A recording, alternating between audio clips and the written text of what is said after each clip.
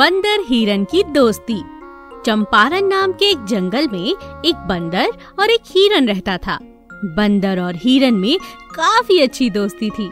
वे दोनों जंगल के बाकी जानवरों के साथ भी अच्छे से पेश आते थे और हमेशा साथ रहा करते थे। बंदर हिरन के लिए ऊंचे पेड़ों से फल तोड़ता है और दोनों मिलकर खाते हैं। ऐसे ही एक दिन एक बाघ उस जंगल में आता है और वो हिरन को देखता है।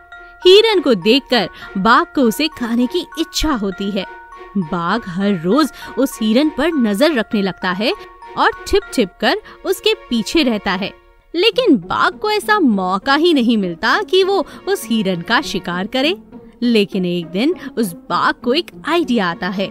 वो हिरन के पास जाता है और उसे कहता है, अरे हिरन, क्या तुम मुझसे दोस्ती करोगे? दोस्ती तुमसे? भला एक बाघ मुझ जैसे हिरन के साथ दोस्ती क्यों करना चाहेगा? क्यों नहीं कर सकता?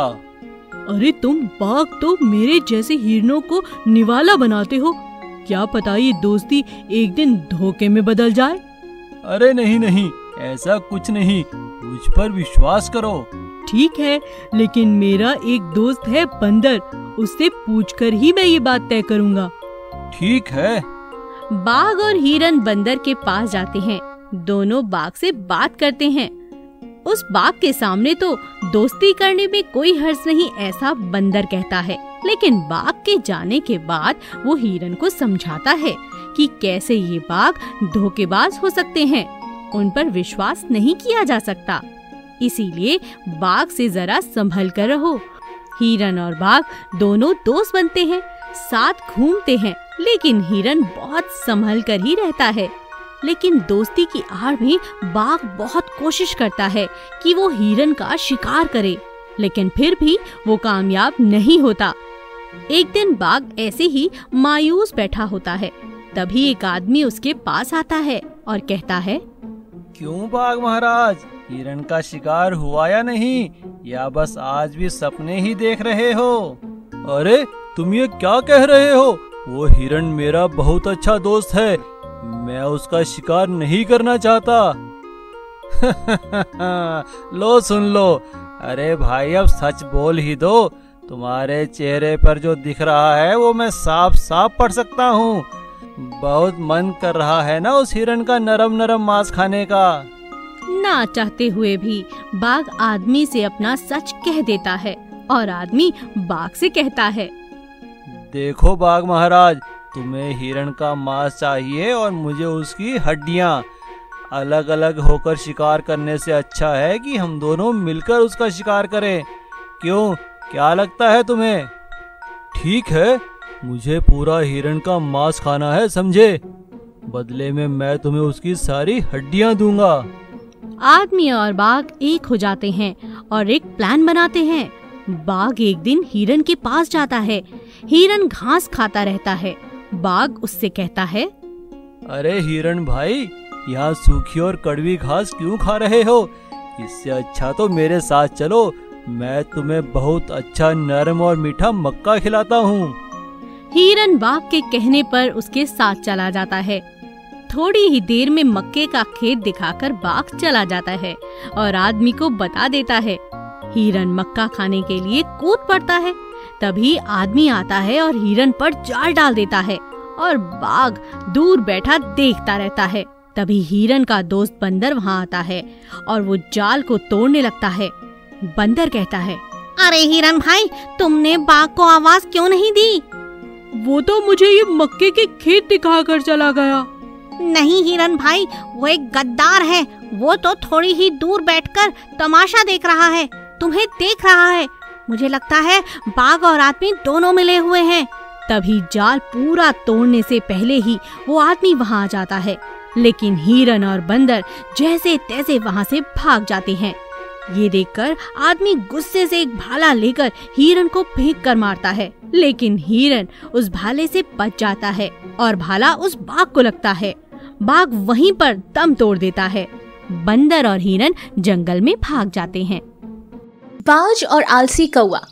जंगल में एक पेड़ पर एक कौआ रहता था, लेकिन वो बहुत ही आलसी था। अपने ही घोंसले में पड़ा रहता था और खुद के शिकार को भी नहीं चाहता था। उसका एक बाज दोस्त था, लेकिन वो बहुत मेहनती था। अपना शिकार खुद करता था और उस कौवे को भी खाने को दे देता था।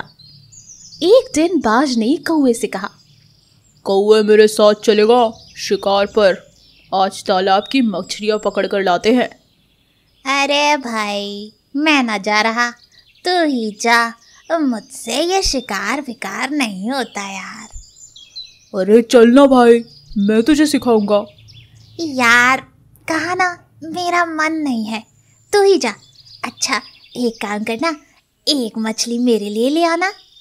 चल ठीक है, मैं जा रहा हूँ। हाँ, तू जा, और मुझे भी खाने को ले आना, हाँ भूलना मत। हाँ ले आऊँगा। इतना कहकर बाज अपने शिकार पर निकल जाता है। तभी कौवे के पास से एक बिल्ली अपना खाना लेकर गुजर रही होती है और कौवा उसे रोक कर बोलता है, ए मोटी बिल्ली, क्या लाई है खाने में, मुझे दे दे थोड़ा सा। अबे मोटी किसको बोला, एक रख के कंटाप लगाऊंगी, काव काव करता हुआ सब भूल जाएगा, समझा। तू तो बुरा मान गई यार, तू मेरी बहन जैसी है, दे देना कुछ, भूख लग रही है, खाने को दे दे। ओए मैं किसी की बहन वहन नहीं हूँ, मस्का मत लगा, खुद तो कहीं जाता वाता है नहीं, काव काव करता रहता है, हट यहाँ से। चल जाना, खाने को नहीं दे रही है तो लेक्चर भी मत दे, चल निकल यहाँ से। अच्छा आऊँ क्या अभी ऊपर, साड़ी हेकड़ी निकाल दूंगी, तमीज से बात कर, समझा क्या। हाँ ठीक है, नहीं चाहिए तेरा खाना, जा इधर से। तुझे दे ही कौन रहा था, मनहूस कहीं का। इतना कहकर बिल्ली वहां से चली जाती है और एक भेड़िया वहां से गुजरता है। कौवा भेड़िए से बोलता है, भेड़िया भाई कहाँ जा रहे हो। अरे कौवे, मैं शेर के लिए शिकार की जानकारी निकालने के लिए जा रहा हूँ कि कहाँ पर ज्यादा शिकार मिलेगा, इससे हमें भी कुछ शिकार करने का या फिर खाने को मिल जाएगा। ये भाई मुझे भी कुछ दे देना खाने को। हाँ बिल्कुल, मिलेगा तो तुम्हें जरूर बताऊंगा, लेकिन उसके लिए तुम्हें एक काम करना पड़ेगा। क्या काम भाई। तुझे जंगल के शिकार ढूंढने होंगे और उनकी सारी खबर शेरों को, चीतों को या फिर मुझे बतानी होगी।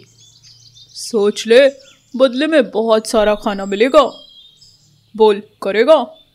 अरे भाई मुझसे ये सब नहीं होगा, जंगल छोटा थोड़ा ही है, इतना बड़ा है, कहाँ कहाँ घूमूंगा। अबे देख, फ्री में तो तुझे कुछ नहीं मिलने वाला। मैं भी बहुत दूर दूर शिकार ढूंढने जाता हूँ, तभी अपने परिवार को खिलाता हूँ। अरे भाई नहीं देना है तो मत दो, इतना फालतू ज्ञान देने की ज़रूरत नहीं है। अबे मैं ऊपर आ गया ना तो तेरे को ना नोच के खा जाऊंगा। एक तो तेरी मदद कर रहा हूँ, ऊपर से बकवास कर रहा है। हाँ भाई गलती हो गई, जाओ यहाँ से, मुझे कोई काम नहीं करना, मेरे नसीब में बैठकर खाना लिखा है। तू वहीं मर जाएगा आलसी कौवे। इतना कहकर भेड़िया भी वहां से निकल गया और कौवा आते जाते जानवरों को परेशान करता रहा कि मुझे खाना दे दो, मुझे खाना दे दो, पर उनमें से किसी भी जानवर ने उसको खाना नहीं डाला। इतने में बाज अपना और कौवे का शिकार कर कर वापस लौटा। दोनों ने मिलकर मजे से मछलियां खाई। बाज ने उसे फिर समझाने की कोशिश की। देख भाई, तुझे आज तो मैं खिला रहा हूँ, लेकिन हर दिन ऐसा नहीं होगा, तुझे अपनी थोड़ी फिक्र करनी चाहिए। अरे भाई मुझे किसी चीज़ की फिक्र नहीं है, मेरे नसीब में बैठकर खाना लिखा है, मैं मेहनत क्यों करूँ। अगली सुबह होते ही बाज फिर से शिकार के लिए चला जाता है और कौवा वहीं उसी पेड़ पर बैठकर अन्य जानवरों से भीख मांगता है। बैठे बैठे शाम हो जाती है। बाज अभी तक लौटा ही नहीं था। अब कौवे का भूख के मारे बुरा हाल था। अरे ये बाज अब तक लौटा क्यों नहीं, भूख से मेरी जान निकली जा रही है। तभी एक दूसरा कौवा उस आलसी कौवे के पास आता है और बोलता है, अरे दोस्त क्या हो रहा है। कुछ नहीं, भूख के मारे आज मेरी जान निकली जा रही है। यार तेरे पास कुछ खाने को है तो दे दे, मुझे बहुत भूख लग रही है। यार मेरा खुद पेट नहीं भरता, मैं तुम्हें कहाँ से दे दूँ, आजकल तो तालाब में मछलियाँ ही नहीं मिलती। ये क्या कह रहे हो। हाँ सच बोल रहा हूँ, वो तुम्हारा दोस्त है ना, तालाब की सारी मछलियों का शिकार कर जाता है, अब तो उसमें कुछ भी नहीं है। अच्छा, पर मुझे तो रोज एक ही मछली देता है खाने को। हाँ पर वो पहले ही खा लेता होगा ना, जो बच जाता होगा वो तुझे दे देता होगा। देख ले तू कहीं ऐसा ना हो कि एक दिन वो सारा तालाब की मछलियां ही खत्म कर जाए। इसका कुछ करना होगा, सही कह रहा है भाई। इतना बोलकर दूसरा कौवा चला जाता है। शाम को जब बाज बिना शिकार के लौटता है तो कौवा उससे पूछता है, क्या हुआ भाई, आज कुछ खाने को नहीं लाए? यार आज कुछ मिला ही नहीं, सुबह से मछली बहुत गहराई में है इसलिए पकड़ में ही नहीं आई। अगर ऐसा ही चलता रहा तो बाज एक दिन सारी मछलियां खत्म कर देगा। उसने मन ही मन सोचा, खुद तो खाकर आ जाता है, मुझे मना कर रहा है। दोनों ही भूखे सो जाते हैं। सुबह होते ही कौवा कहीं से खाना चुरा कर लाता है और साथ में एक जहरीली जड़ी बूटी भी लाता है और खाने में मिला देता है और बाज को कुछ पता ही नहीं चल पाता। ले भाई, आज मैं तेरे लिए खाना लेकर आया हूँ। रात में तू भी भूखा सो गया था ना। क्या बात है भाई, आज तो मजा ही आ गया। आओ हम साथ में खाते हैं। अरे नहीं नहीं, मैंने तो खा लिया है, ये सिर्फ तुम्हारे लिए है। और बाज वो जहरीला खाना खाकर मर जाता है। कौवा बहुत खुश होता है। बड़ा आया मेरे हिस्से की मछलियां खाने वाला। मेरे रास्ते का कांटा आज हट गया। अब तालाब में मछलियां कम नहीं होंगी और रोज मुझे ज्यादा खाने को मिलेगी। हा हा हा। लेकिन कौवा इस बात से अनजान होता है कि अब तक वो बाज ही था जो उसे बैठाकर खिला रहा था, जिसको वो मार चुका था। अब 1-2 दिन ऐसे ही निकल जाते हैं पर कौवे को अब कोई घास नहीं डाल रहा था। कौवा एक दिन खुद शिकार करने तालाब पर जाता है पर उसे शिकार करना ही नहीं आता। एक भी मछली कौवे के हाथ नहीं लगती। अब कौवा भूख से तड़प रहा था। हे भगवान, ये मेरे साथ क्या हो रहा है? 3-4 दिन हो गए पर एक भी शिकार हाथ नहीं लगा। मैंने अपने प्यारे मित्र को मार डाला। मैं पापी हूँ भगवान, अब मुझे उठा लो इस दुनिया से। मुझे ये भूख सहन नहीं होती, हे भगवान। और अगले ही दिन उसी पेड़ पर कौवा अपनी भूख से जान गंवा देता है।